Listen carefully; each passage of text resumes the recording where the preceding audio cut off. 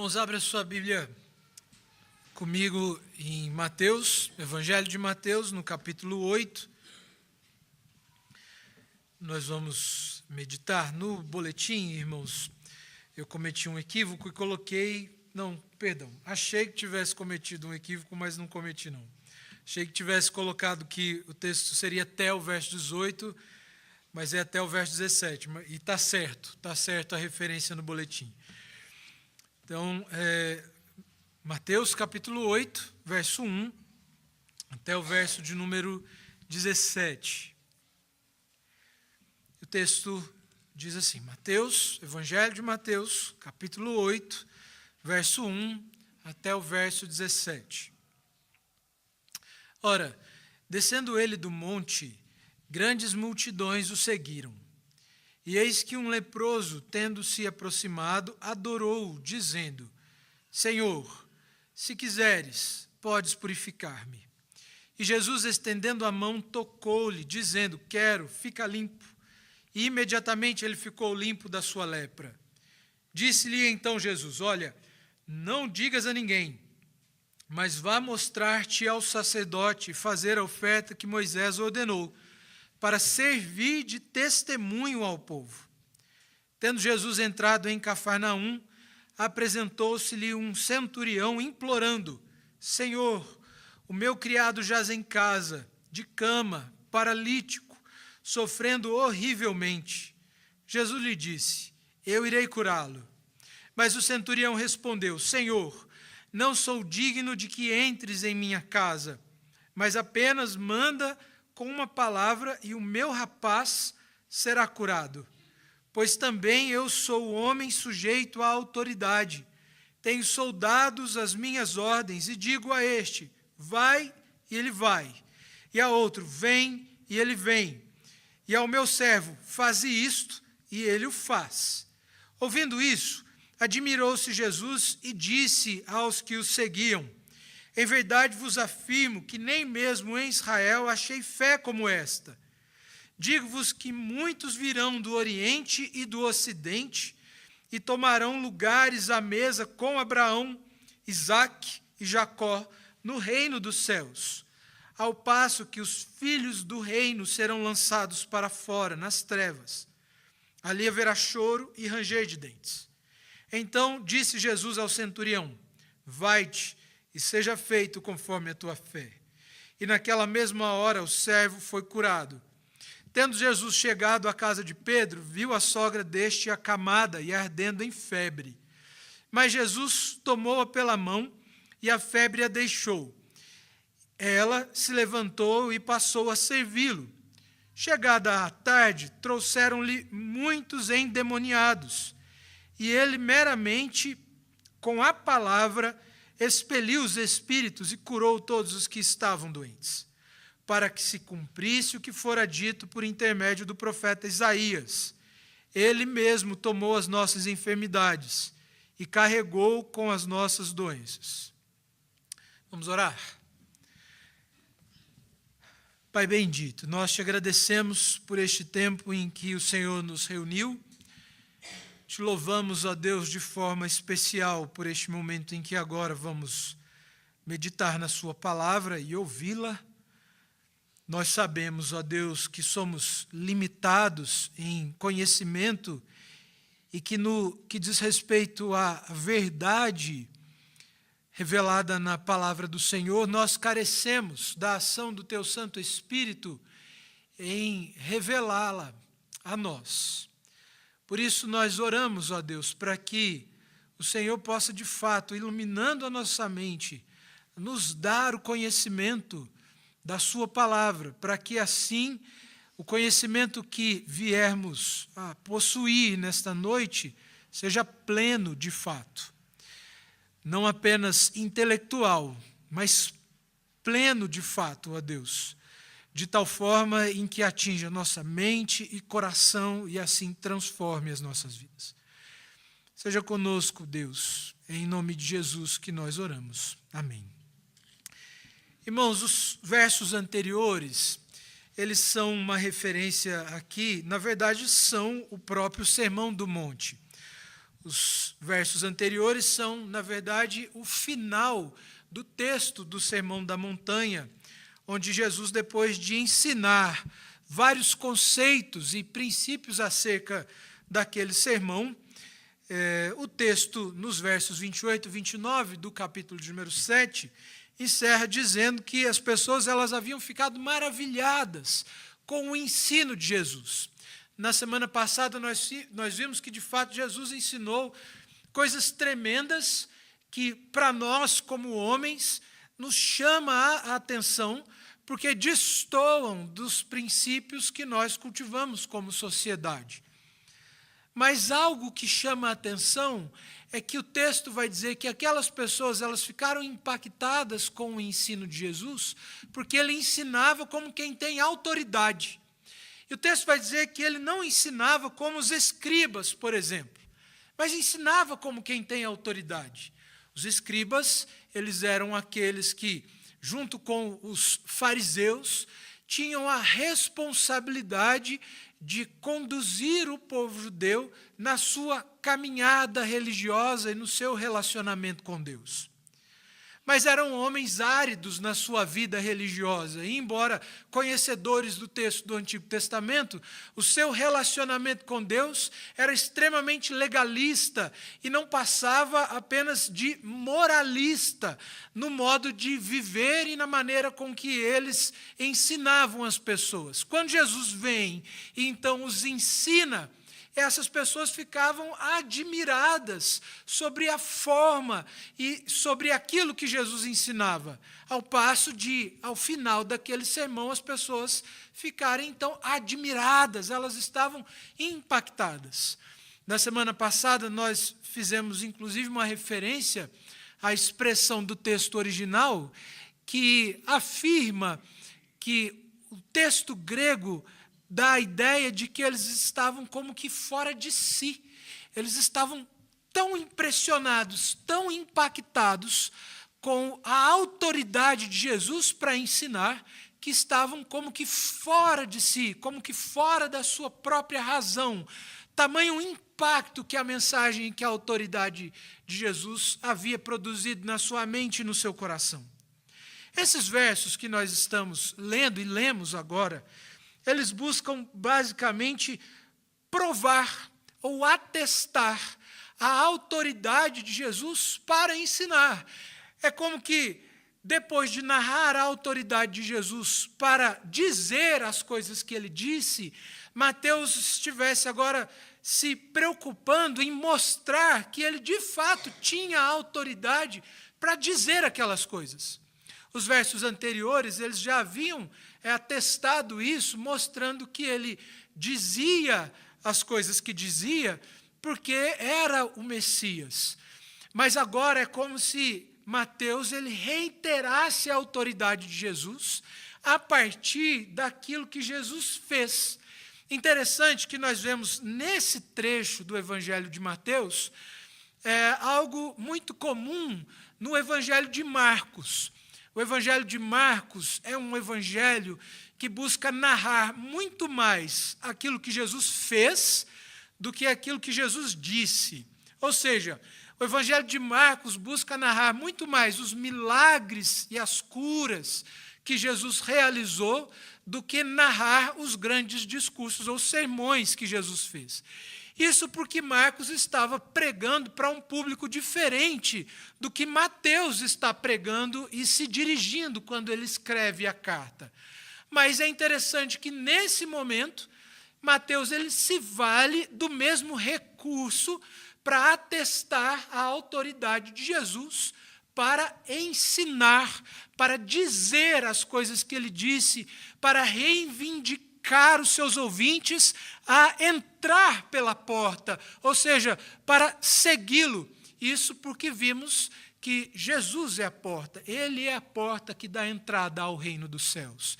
E aí então é como se Marcos dissesse aqui que Jesus tem a autoridade, ele vai mostrar aqui, ou confirmar essa autoridade a partir das coisas que Jesus fez. E então os versos que nós lemos, ele narra, ou eles narram, uma série de milagres e curas que Jesus realizou, justamente com esse propósito, de atestar a autoridade de Jesus. E, mais uma vez, esses versos eles mostram para nós a identidade de Jesus, a autoridade de Jesus, tanto para ensinar quanto para curar. Ela está vinculada diretamente à sua identidade, a quem ele é. O texto constantemente nos mostra que Jesus diz o que diz e faz o que faz, porque ele é o Messias, ele é Deus. E aí Mateus vai nos mostrar isso mais uma vez, em sessões que são, de fato, muito significativas, extremamente importantes para nós entendermos, inclusive, o caráter do próprio Evangelho e do próprio Jesus, daquilo que ele requer de nós como cristãos. O primeiro texto, verso de 1 a 4, nos mostra aqui a cura de um leproso, algo extremamente significativo. Isso porque, quando nós consideramos o contexto, tanto do Novo Testamento quanto o contexto do Antigo Testamento, nós percebemos com muita clareza que os leprosos eles eram homens repudiados pela sociedade. Isso porque no Antigo Testamento os leprosos eram vistos como homens amaldiçoados por Deus. Por isso que eles, inclusive, ficavam afastados da sociedade. Eles tinham um local reservado para que eles habitassem, e eles eram impedidos de viver entre a sociedade, ao passo que, se eles saíssem do local onde eles deveriam viver, eles eram apedrejados pela sociedade. Isso não apenas pelo medo de se contrair a doença, mas também por aquilo que a doença conceitualmente significava, ou seja, era como um significado de pecado, eram vistos como homens que tinham cometido algum pecado contra Deus ou homens amaldiçoados por Deus. Nós podemos lembrar, por exemplo, de Jó, que depois de contrair lepra, ele tem uma palavra da sua própria mulher que vai dizer para ele assim, olha, amaldiçoou o seu Deus, então morre.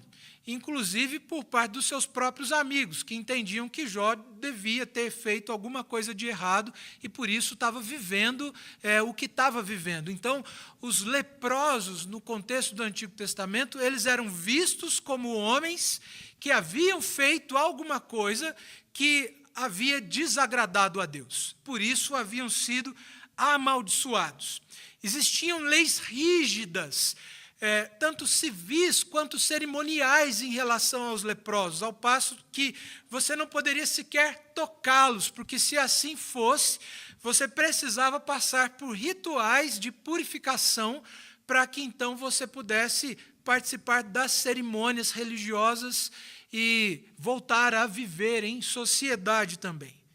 Mas nós vemos aqui que esse homem, ele se aproxima de Jesus. E, ao invés de Jesus repudiá-lo, ou desprezá-lo, ou até mesmo apedrejá-lo, o que era de se esperar por parte dos judeus naquela época, o texto vai mostrar para nós que há por parte de Jesus uma empatia em relação àquele homem.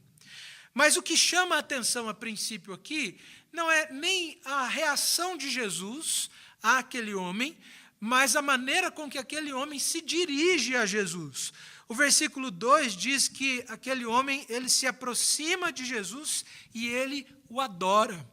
A expressão no texto grego aqui dá a ideia de que ele se ajoelha, ele se prostra diante de Jesus e ele então clama a Jesus dizendo, Senhor, se quiseres, pode purificar-me. É muito provável, irmãos, que o leproso ele estava agindo aqui melhor até do que ele mesmo sabia. Ou seja, é muito provável que ele, embora estivesse agindo de maneira correta, ele não tivesse a real compreensão a respeito de quem era Jesus. No entanto, assim ele agia porque tinha fé em Jesus, porque havia tido notícias a respeito dos milagres que Jesus já havia realizado. No entanto, muitos que, tendo presenciado os milagres de Jesus, não creram nele e o rejeitaram. Esse homem, no entanto, ele crê que Jesus pode fazer alguma coisa por ele. E tendo ou não uma compreensão clara, real ou plena a respeito de quem é Jesus, o texto vai deixar muito claro para a gente que ele se prostra diante de Jesus e ele clama a Jesus para que ele, então, faça alguma coisa por ele. O que é muito interessante aqui é que esse homem ele vai dizer assim, olha, se tu quiseres, podes me curar. Esse homem, ele entendia, ele compreendeu que para que ele fosse curado, ele dependia apenas da vontade e da soberania de Jesus para curá-lo ou não. A cura daquele homem, a purificação daquele homem, dependia exclusivamente da ação soberana e da vontade do próprio Jesus. Isso porque a autoridade para agir, Jesus tinha. A autoridade para curar aquele homem, Jesus tinha. Olha o que o versículo 29 do capítulo 7 vai nos dizer. Jesus era aquele que tinha autoridade. Agora, o que é interessante é que o verso 29 do capítulo 7 diz que ele tinha autoridade para ensinar. Mas agora o capítulo 8 vai mostrar que Jesus tem autoridade não só para ensinar, mas ele é aquele que também tem autoridade para curar. E agora o texto nos mostra que, tendo Jesus contemplado a fé daquele homem, ele então quis curar o leproso. E o texto vai mostrar então que Jesus, ao invés de repudiar aquele homem, ele toca naquele homem. Nesse sentido, Jesus está agindo contra a lei judaica que impedia com que um leproso fosse tocado. Ao passo que se um judeu ou quem quer que fosse tocasse um leproso, ele ficaria cerimonialmente impuro. Mas Jesus, quando toca o leproso, ele não fica impuro, mas o leproso se torna purificado, ou ele é purificado. É muito interessante quando nós olhamos isso aqui. Quando Jesus ele toca o enfermo, ele não se torna impuro, mas o impuro é purificado. E é isso que Jesus está fazendo nesse momento aqui. E aí o versículo nos diz, no versículo, ou no texto de número 3, versículo 3, diz assim, e Jesus, estendendo a mão, tocou-lhe, dizendo, quero, fica limpo. E imediatamente ele ficou limpo da sua lepra. O texto vai mostrar então que Jesus o toca, e tendo-o tocado, ele demonstra aqui a sua empatia, o seu amor por aquele homem que sofria de lepra. Mas é interessante nós considerarmos o fato de que o que cura não é necessariamente o toque, mas a palavra. Quando Jesus diz, quero, fica limpo. O toque de Jesus mostra a empatia de Jesus pelo pecador ou pelo leproso, mas a sua palavra é quem o purifica. A sua palavra é quem o liberta da lepra e da sua doença. E aí o texto nos diz, então, no versículo de número 4, que Jesus vai dar uma orientação que é muito comum quando Jesus cura ou faz algum milagre em benefício de alguém. Nesse verso, Jesus vai dizer assim, olha, não diga a ninguém, mas vai dizer àquele homem que ele deveria se dirigir então ao sacerdote e fazer a oferta que Moisés havia ordenado, para que então a sua cura servisse de testemunho. Em certo sentido, a orientação que Jesus dá a esse homem é diferente da orientação que ele dá em outras circunstâncias. Porque em outras circunstâncias o que Jesus diz é, vai e não diga a ninguém. No entanto, quando ele diz a esse homem para ir e não contar a ninguém, mas em seguida ele diz que quando ele se submetesse aos rituais ordenados por Moisés, para que então servisse de testemunho, esse ato de não contar a ninguém, ele seria apenas por um tempo, ao passo que depois de ser purificado ou de ter a sua cura certificada e ter cumprido os rituais ordenados no Antigo Testamento, a sua cura ela seria então, ou serviria então de testemunho. Nesse sentido, nós podemos considerar que Jesus, nesse texto, ele tanto mostra que ele está acima da lei, como ele mostra que a lei ela serve de testemunho a seu respeito.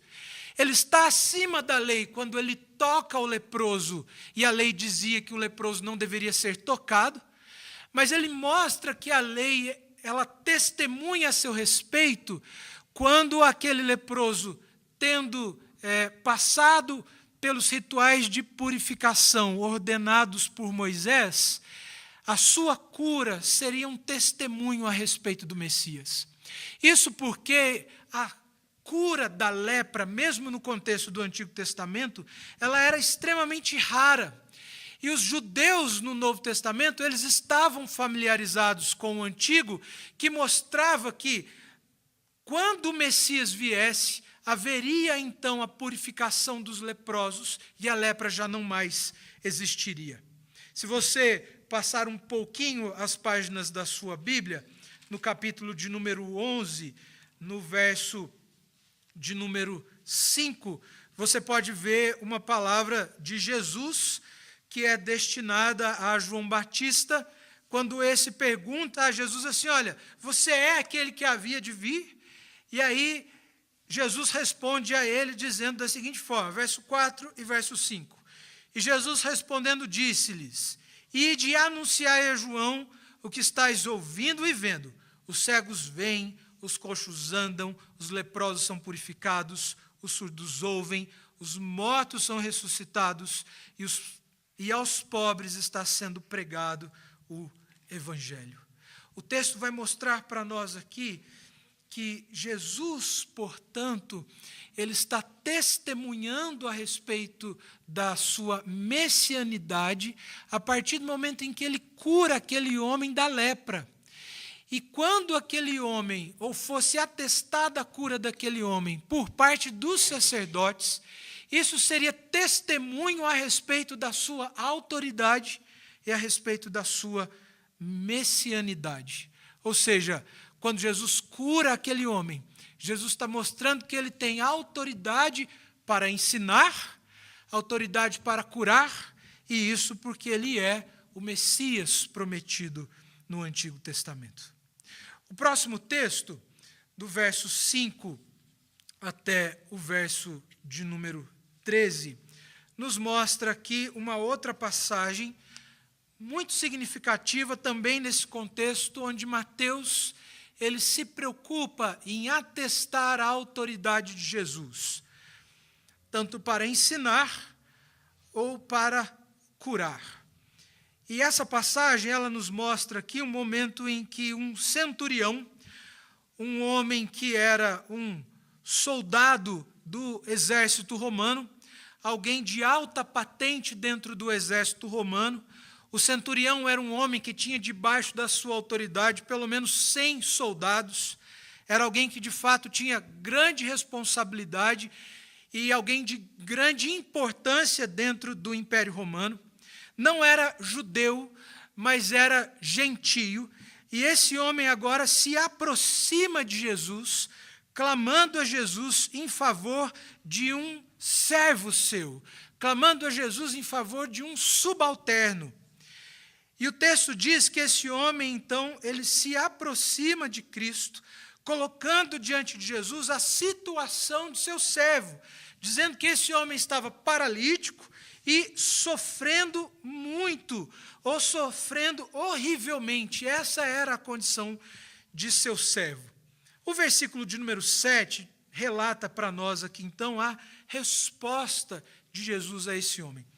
O que é interessante, irmãos, é que alguns comentaristas vão dizer que a melhor interpretação a respeito do versículo de número 7 é que Jesus, muito provavelmente, ele responde ao pedido do centurião, não como uma afirmativa logo de cara, mas com uma pergunta.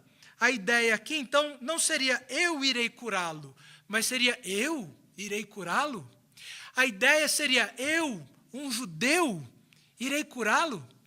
Isso tem um paralelo muito interessante com o texto no capítulo de número 15, onde relata o encontro de Jesus com a mulher cananeia, que vai ao encontro de Jesus clamando em favor de sua filha. E Jesus, naquele momento, naquele contexto, vai dizer à mulher da seguinte forma. Abra sua Bíblia em Mateus capítulo 15, verso 21,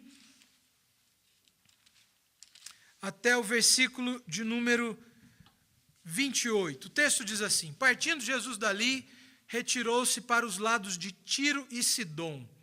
E eis que uma mulher cananeia, que viera daquelas regiões, clamava: Senhor, filho de Davi, tem compaixão de mim. Minha filha está horrivelmente endemoniada. Ele, porém, não lhe respondeu palavra. E os seus discípulos, aproximando-se, rogaram-lhe: despede-a, pois vem clamando atrás de nós. Mas Jesus respondeu: não fui enviado senão as ovelhas perdidas da casa de Israel. Ela, porém, veio e o adorou, dizendo: Senhor, socorre-me. Então ele respondendo disse: não é bom tomar o pão dos filhos e lançá-lo aos cachorrinhos. Ela, contudo, replicou: sim, Senhor, porém os cachorrinhos comem das migalhas que caem da mesa dos seus donos. Então lhe disse Jesus: ó mulher, grande é a tua fé, faça-se contigo como queres. E desde aquele momento a sua filha ficou sã. O que Jesus fez com aquela mulher é o que Jesus faz com esse homem aqui nessa passagem. Ou seja, Jesus quer descobrir o que esse homem de fato queria com o seu pedido, ou qual era o grau de fé por trás do seu pedido. E quando tanto o centurião, tanto quanto a mulher cananeia expõe a sua fé e a sua intenção, o texto vai mostrar que Jesus ele vai contemplar a fé dessas pessoas e vai evidenciar a fé dessas pessoas. Não apenas afirmando a fé delas, mas concedendo a elas aquilo que elas estavam clamando. Mas é interessante nós notarmos, irmãos, como que esse homem ele reage à resposta de Jesus, demonstrando a sua consciência a respeito da sua indignidade em relação a Cristo. Lembram que João Batista, quando vem Jesus se aproximando dele, vai dizer assim: olha, eu não sou digno de te batizar, você que deveria me batizar. E aí então Jesus vai dizer assim: não, cumpre que seja assim, ou é bom que seja assim. João tinha consciência a respeito da autoridade de Jesus. Ele tinha consciência a respeito de quem Jesus era. E de uma maneira muito surpreendente, de uma maneira que nós não podemos explicar, esse homem ele sabia quem Jesus era e ele tinha consciência a respeito da autoridade de Jesus. E a consciência a respeito dessa autoridade de Jesus, ele manifesta naquilo que ele declara agora, quando ele vai dizer que não havia necessidade sequer de que Jesus fosse até a sua casa para curar o seu servo, mas que bastava que Jesus desse então uma palavra para que assim o seu servo fosse curado. Don Carson, teólogo, comentando o texto do Novo Testamento, diz algo que me chama muito a atenção em relação a essa passagem. Ele vai dizer que a compreensão deste homem acerca da autoridade de Jesus não era simplesmente uma compreensão de alguém que pode dizer a alguém: manda, e aquele se submete à sua ordem. Mas ele explica da seguinte forma: esse centurião ele estava debaixo da autoridade do imperador de Roma. Quando ele dava uma ordem, a ordem era dada pelo imperador de Roma. Se a ordem que ele desse fosse desobedecida, quem estava sendo desrespeitado não era o centurião, mas era o próprio imperador, e Roma estava sendo desrespeitado, porque a sua autoridade era uma autoridade que era cedida ou concedida pelo imperador, ou seja, ele estava debaixo ou sob a autoridade do imperador. Dom Carson vai dizer que aquele homem ele tinha a compreensão de que quando Jesus dizia algo, ele dizia como quem estava sob a autoridade do próprio Deus. E ele sabia que quando Jesus dizia algo, era o próprio Deus dizendo, e que suas palavras, portanto, elas tinham a autoridade das palavras do próprio Deus. Carson vai dizer que esse é o motivo de Jesus, então, se surpreender ou se admirar com a fé desse homem. Olha o que o versículo de número 10 diz. Ouvindo isso, admirou-se Jesus e disse aos que o seguiam: em verdade vos afirmo que nem mesmo em Israel achei fé como essa. E isso muito provavelmente desperta a admiração de Jesus, porque sendo esse homem um gentio, ele não teve acesso ao texto do Antigo Testamento e, portanto, chegou ao conhecimento a respeito da autoridade de Jesus de uma forma extremamente graciosa e misericordiosa. O texto vai dizer, então, verso 11 e 12, mostrando aqui para nós um contraste. Verso 13 vai narrar a cura do homem por quem clama o centurião. Mas os versos 11 e 12 nos mostram um contraste muito interessante aqui. Verso 11 e 12 nos mostra que, no momento em que os gentios estão sendo incluídos na aliança, aqueles com quem Deus havia estabelecido um pacto estão sendo rejeitados. Isso porque nós estamos vendo, não apenas nesse texto, mas em vários textos do Novo Testamento, que os gentios eles estão abraçando a fé em Cristo Jesus, ao passo que os judeus estão rejeitando a Cristo e rejeitando ao ponto de querer matá-lo.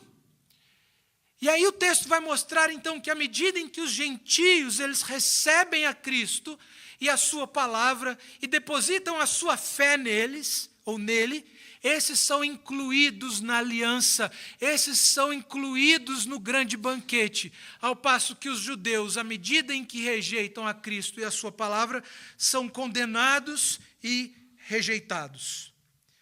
Como uma consequência, então, uma resposta positiva à fé daquele homem, o versículo de número 13 nos mostra que ele, então, foi prontamente atendido e o seu servo, de maneira graciosa e misericordiosa, foi curado. Verso 14 até o verso 15 nos mostra, então, mais uma cura, que é aqui a cura da sogra de Pedro. O texto nos mostra que Pedro, então, ele muito provavelmente havia se mudado para Cafarnaum, para estar próximo a Jesus.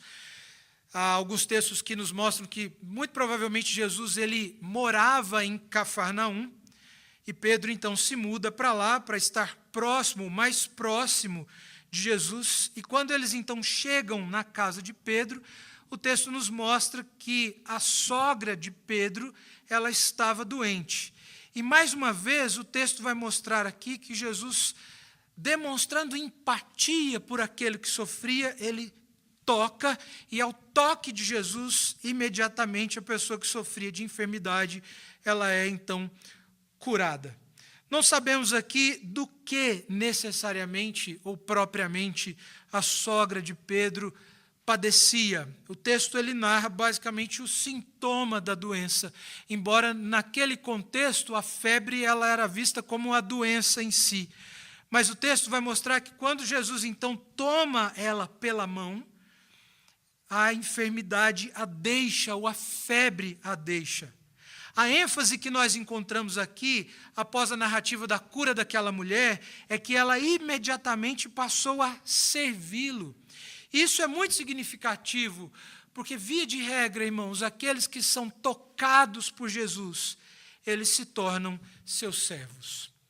E é impressionante como que o texto dá ênfase nisso. Esses 2 versos, eles têm aqui uma narrativa muito curta. São 2 versos que narram de maneira muito objetiva a cura que Jesus providenciou à sogra de Pedro. Estava conversando com a Cíntia a respeito desse texto, e ela falou assim, por que será que esse texto tão curto ele foi incluído nessa narrativa? Eu entendo que há, obviamente, dois aspectos, ou algumas coisas que nós podemos considerar aqui. O primeiro é que ele está dentro dessa seção que busca autenticar a autoridade de Jesus, tanto para ensinar quanto para curar. Outro é que quando o Senhor Jesus cura, isso aponta para a sua messianidade, ou seja, para o fato de que ele é o cumprimento das profecias do Antigo Testamento. Há um terceiro aspecto que é relacionado com o texto que narra ali a cura do leproso, que é o fato de Jesus tocar. Isso porque no texto que narra a cura do servo do centurião, Jesus cura aquele homem à distância. Mas nesse texto, quando Jesus toca aquela mulher, isso mostra a empatia de Jesus com o sofredor, com aquele que sofre. E um quarto e último aspecto é o fato de que aqueles que são agraciados por Cristo, são tocados por Jesus, esses se tornam seus discípulos, esses se tornam seus servos, esses se submetem a Cristo. Creio que quando o texto diz aqui que essa mulher imediatamente passou a servi-lo, o texto está dizendo muito mais do que uma mulher que estava acamada, levantou e foi fazer um café para Jesus ou seus discípulos ou alguma coisa assim. Mas o texto está falando de alguém que, tendo sido agraciado por Cristo, se tornou discípulo dele, seguidor dele, servo do Senhor. E por último, então, o texto narra as muitas curas que Jesus fazia. Verso 16, quando diz que chegada a tarde, isso muito provavelmente busca mostrar a intensidade dos trabalhos de Jesus, ou do ritmo das atividades de Jesus.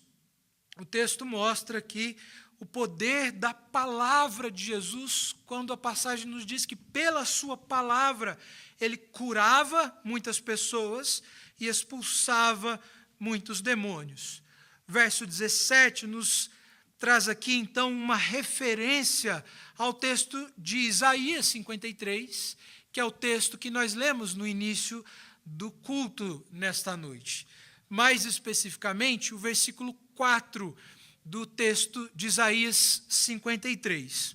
O que é muito importante, irmãos, nós considerarmos em relação ao texto de Isaías, é que desde o verso 12 ou 13 do capítulo 52 até o verso 12 do capítulo 53, o texto que narra o servo sofredor, ou faz uma narrativa do servo sofredor em Isaías, tem o objetivo de narrar ali o seu sacrifício vicário, ou seu sacrifício substitutivo. Aquele texto, então, ele aponta de maneira mais específica e objetiva para a cruz de Cristo Jesus. Quando quando Mateus cita o texto de Isaías 53, verso 4, no texto do capítulo 8, nós podemos entender que nesse texto, a passagem de Isaías, ela não se cumpre de maneira plena. Mas nós podemos entender que o que Isaías está mostrando aqui é que a base para a cura que Jesus estava realizando era a sua cruz. Era o sacrifício que ele realizaria. Portanto, quando Jesus cura, quando Jesus realizava os muitos milagres, quando Jesus expulsava os demônios, quando Jesus curava as pessoas, quando Jesus curou o leproso, quando Jesus curou a sogra de Pedro, quando Jesus curou o servo do centurião, o que Jesus estava mostrando, ou para o que ele estava apontando, era para a cruz. As curas que Jesus faz, elas não tinham uma finalidade em si mesmas, mas todas apontavam para a cruz e para o sacrifício que ele realizaria na cruz do Calvário. De tal forma que a sua empatia pelo pecador, ela se demonstraria muito mais do que meramente num toque que ele poderia dar em pessoas que estavam sofrendo, acamadas ou leprosas. Mas ele demonstraria a sua empatia quando se entregasse de maneira plena na cruz do Calvário.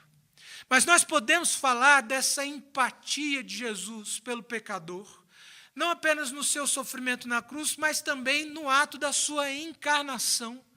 Quando Jesus demonstra amor pelo homem pecador, quando ele assume forma humana e se esvazia de toda a glória, para que, em benefício do homem, ele sofresse no seu próprio corpo toda a penalidade aplicada pelo próprio Deus, para que assim a lei e a justiça de Deus fosse satisfeita, e o homem, então, ao invés de receber a justa punição pelos seus pecados, recebesse assim a purificação de seus pecados e a salvação.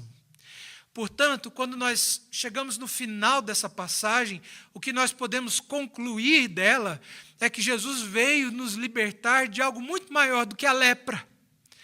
É que Jesus veio nos libertar de algo muito maior do que uma febre ou de qualquer que seja a enfermidade, ainda que ela seja muito grave aos nossos olhos. Mas que ele veio nos libertar do pecado. Enfermidade essa que só ele pode curar. Ninguém pode, irmãos. Ninguém pode. Interessante, quando nós olhamos para o texto que narra a cura da sogra de Pedro, e nós olhamos aqui para a febre, não como problema real, mas como sintoma. O problema era outro que estava causando a febre. E quando nós olhamos para aquilo que Jesus veio fazer, que é nos purificar do pecado, nós podemos concluir que o pecado é aquilo que causa todos os outros problemas. Ou seja, nós podemos curar quaisquer que sejam as doenças, e o homem pode até, pela graça de Deus, descobrir a cura para a AIDS, para o câncer, mas nada disso resolve o maior problema do homem, que é o pecado. Você pode ser curado de uma enfermidade da qual você luta contra ela há anos a fio, mas nada disso resolve o maior dos seus problemas, que é o pecado. E nós precisamos de Cristo Jesus para nos libertar da escravidão do pecado. E se ele não tivesse feito isso na cruz do Calvário, nós poderíamos viver a vida plena de saúde ou de riquezas, mas estaríamos fadados à condenação do inferno. Mas Cristo Jesus, ele é aquele que assumiu forma humana, e é aquele que se entregou voluntariamente e em amor, em benefício do pecador, na cruz do Calvário, se submetendo assim às exigências da lei, para que nós fôssemos libertos de algo muito maior do que qualquer enfermidade física, mas do maior problema de todos, que é o pecado. Só Jesus, irmãos, pode nos purificar de todo pecado.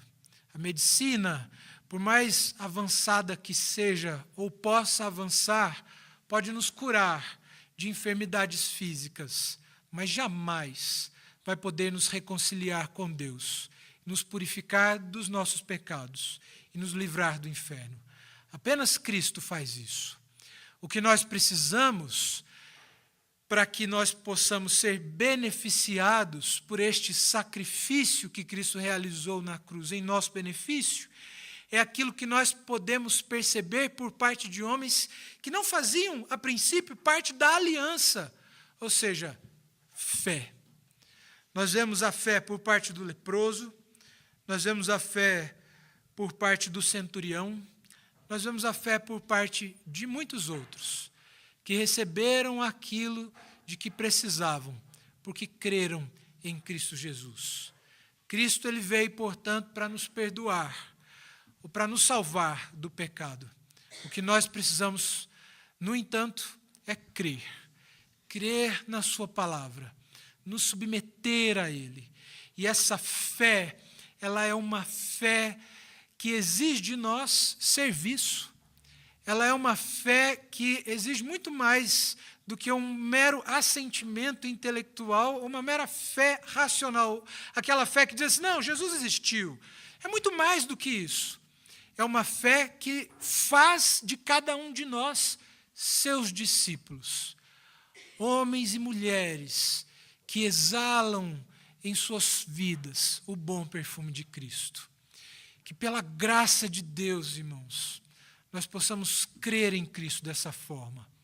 Crer não apenas no sentido de crer que existia um homem que viveu lá para os lados de Jerusalém e que fez muitas coisas boas, mas crer ao ponto de dizermos, Ele é nosso Senhor, Ele é nosso Salvador.